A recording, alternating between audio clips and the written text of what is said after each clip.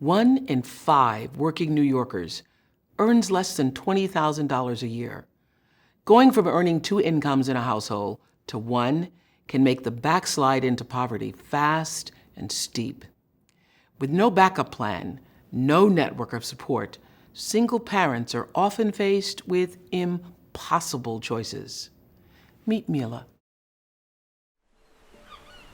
I remember when I was a little girl, my mom was raising me by herself. I saw her struggle. My mom was determined to move to the United States. I was petrified. She said, "It's going to be a better life for you." People in Bensonhurst speak 17 languages.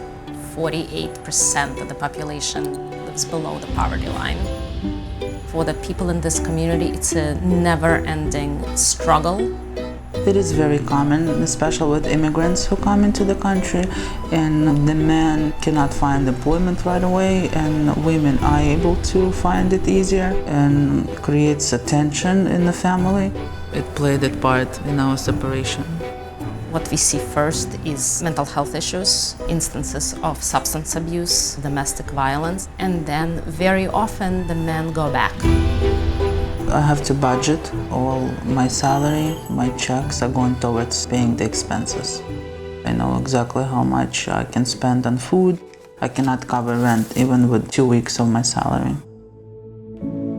I remember the first time I met Milla. She was always the parent advocating for the needs of other parents. Back then, they did not have a program for the single parents, so I had to navigate the whole system.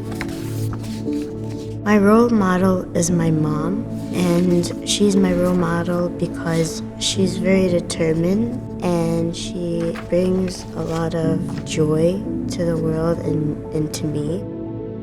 I have an agreement with Michelle that I do not buy toys. I prefer to spend money on experiences because that's what stays with you forever. She always says that she grew me to be better than her. Before I started working in JCH, I was receiving SNAP, the food stamps. To see her from the place of being invisible as a single mom, as an immigrant, as someone who lives in poverty, to see her have that kind of voice now where she speaks for those in need, I think has been extremely powerful. My program, it's mostly for single young adults. But Lydia, even though she's a Holocaust survivor, she's a single grandmother of 2 teenage girls. Lydia was living in a very small 1-bedroom apartment. She came and asked how she can move to a bigger apartment. From Ukraine. From Ukraine. It took us a while, longer than I thought, but finally she is in a 3-bedroom apartment with the girls. I'm very glad that I live here. I like this Neighborhood. neighborhood.